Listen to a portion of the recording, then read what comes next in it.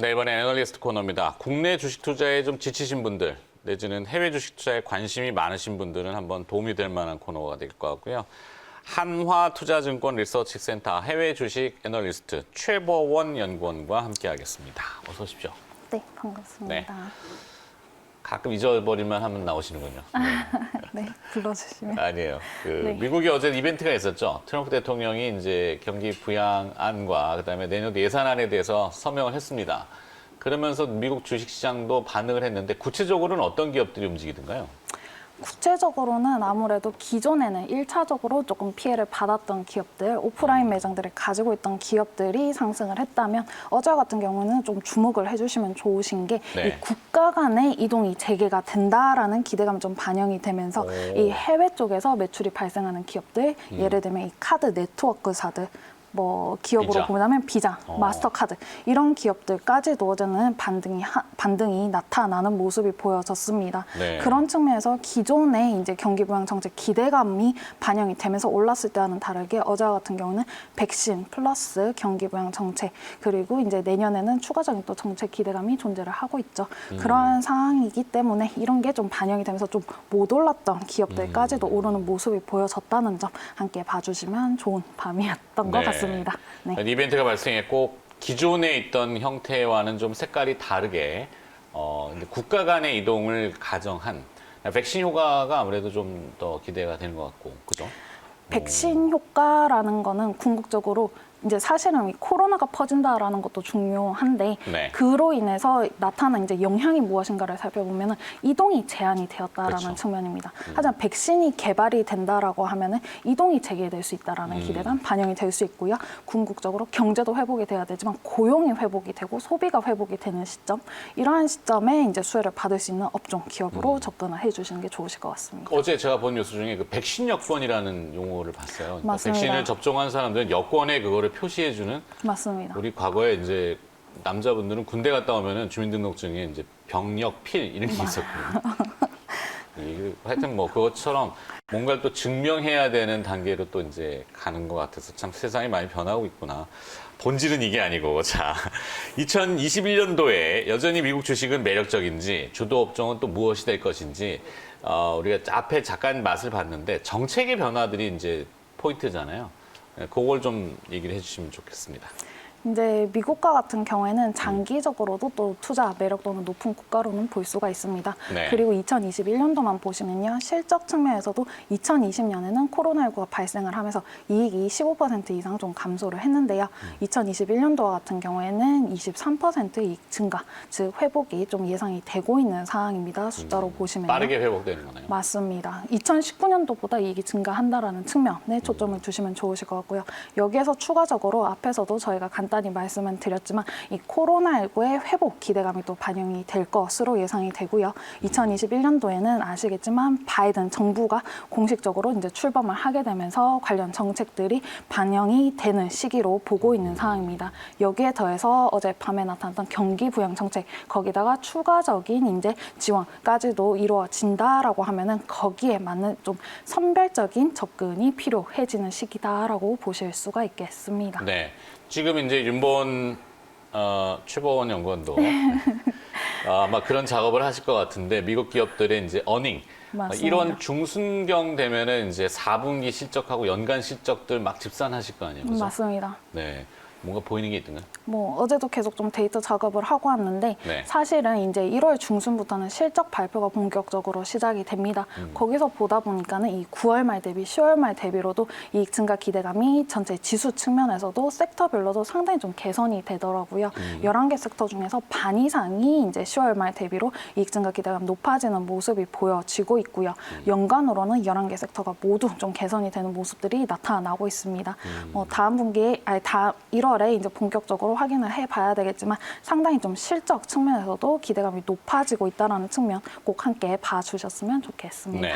주목되는 업종은 이제 헬스케어 서비스라고 하셨는데 이 헬스케어 서비스는 사실 통상적으로는 코로나19의 피해가 아닌 수혜 업종 이렇게 되잖아요. 맞습니다. 근데 지금은 이제 백신이 나오고 또 재정을 많이 또 투여하고 하다 보면은 수혜 업종인 헬스케어는 오히려 상대적으로 이렇게 좀 적이 되는 거 아닐까? 이렇게 생각할 수 있는데. 라고 생각을 하실 수가 있어요. 말을 들어주세요. 네. 어제도 보시면은 이 제약사들과 같은 경우는 조금 조정을 받는 모습이 나타났고요. 네. 사실은 한국과 같은 경우는 헬스케어 섹터라고 하면은 코로나19의 수혜업종이 아닌가, 그리고 제약사들이 다 포함이 되어 있는 게 아닌가라고 생각하실 수가 있는데요. 그것도 좀 구분을 하실 수가 있어요. 구분을 할 필요가 있다. 그 제약사들도 있지만 이제 서비스 기업들도 있고요. 그리고 의료 시설들을 보유를 하는 기업, 그리고 당연하지만 장비 기업들도 존재를 하고 있는 상황입니다.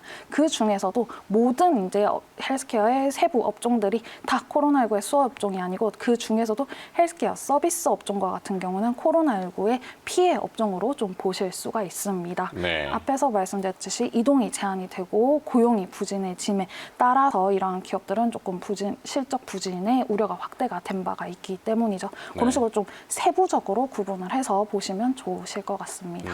역설적이지만 이렇게 생각할 수도 있군요. 코로나가 가져다준 뭐 혜택이나 어떤 거는 보통 보면 이제 제방이 무너질 때는 아주 취약한 곳부터 무너지잖아요.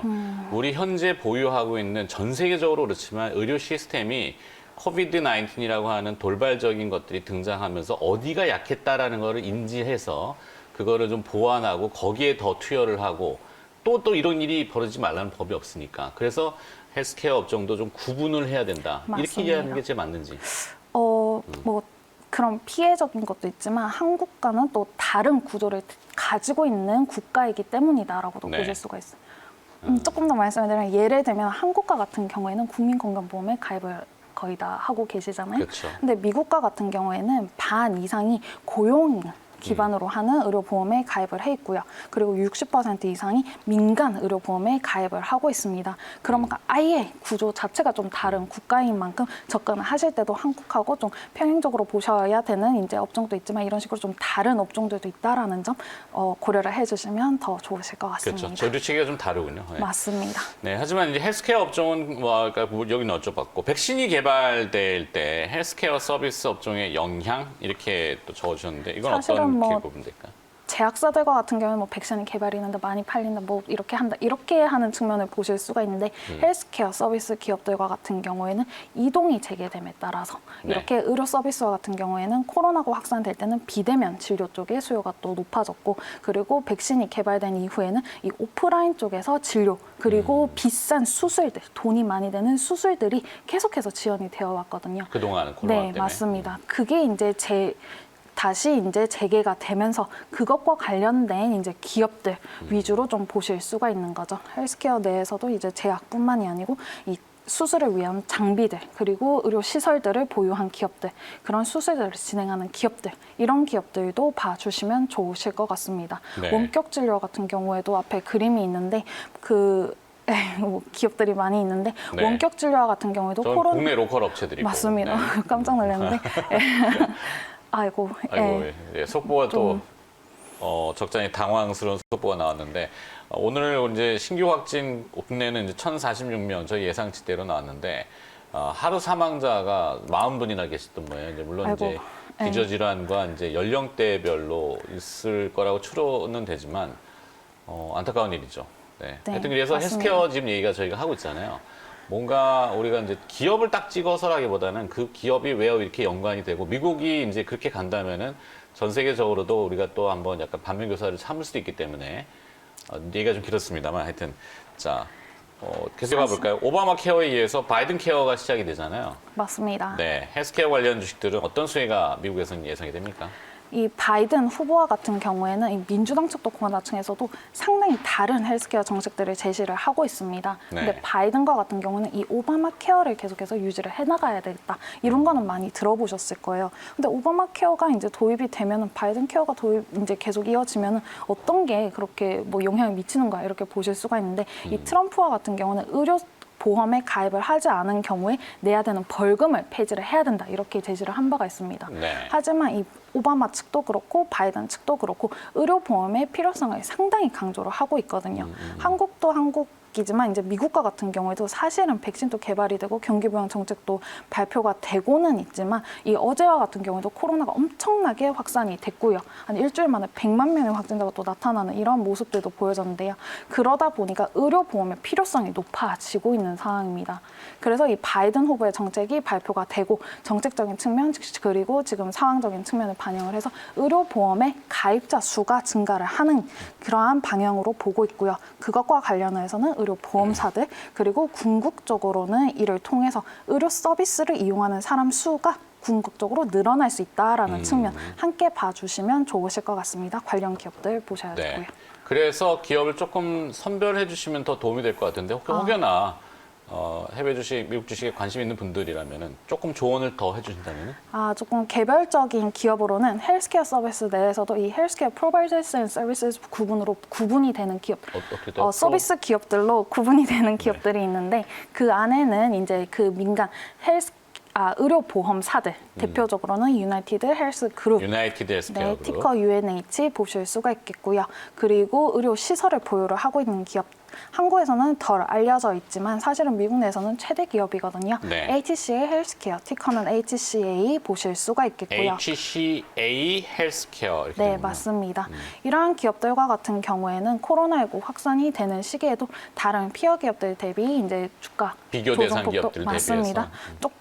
맞습니다. 그런 것도 좀 영향이 좀 제한적인 모습 나타나고 있고요. 지금과 같은 경우에도 다른 기업들 대비로 빠르게 회복을 하는 모습이 나타나고 있는 상황입니다. 그런 만큼 그런 기업도 보실 수가 있고요. 네. 조금 더 관련 기업들, 낯선 기업이지만 이 남경에 조금 더 아니 지금 뒤에 은행주, 금융주가 있는데 이거 하기에는 시간이 좀 부족해요. 그러면 제가 금융주는 잘라서 다음에 네, 실적 보고할 때 알겠어요. 한 번 더 알겠어요. 해주시고. 그 HCA와 관련을 해서는 또 유니버셜 헬스 그리고 유니버셜 테넷 헬스. 네, 이런 기업들도 있거든요. 그렇기 네. 때문에 뭐 제약사들 그리고 커다란 뭐 몇 개 기업들 이렇게만 보실 수도 있는데 그 유나이티드 헬스그룹과 같은 경우에는 이제 상위 50개 안에도 들어가 있는 대표적인 기업입니다. 네. 그렇기 때문에 이런 기업들은 꼭 봐주시면 좋으실 것 같고요. 그리고 이제 추가적으로는 HCA 유니버셜 헬스와 같은 기업들이 있고 그리고 밸류 측면에서 조금 부담이 또 더 낮은 CVS 헬스. CVS 헬스? 네. 계속 나오네. 그거는 HCA 헬스케어고 이 헬스케어 이런 식으로 조금씩 다른데 이 CVS 헬스 쪽은 이 리테일 그 약국 쪽으로 좀 알려져 있는 기업이죠. 오케이. 이렇게 빨간색으로 CVS 이런 거 적혀 있는 기업을 보셨을 겁니다. 알겠습니다. 네, 그 기업과 같은 경우에도 밸류 측면에서 상당히 좀 주가도 못 오르고 밸류도 상당히 또 낮은 상황이에요. 그런 만큼 이 종합적으로 서비스를 제공을 하기 때문에 그런 측면 봐주시면 좋으실 것 같습니다. 맞습니다. 유나이티드 헬스케어, HCA 헬스케어, 유니버셜 헬스케어, CVS 헬스케어 정리했습니다. 국내 주식 아닙니다. 찾지 마시고요. 해외 미국 주식입니다. 자, 한화투자증권 리서치센터 해외 주식 애널리스트 최보원 연구원이 수고를 해주셨습니다. 고맙습니다. 네, 감사합니다.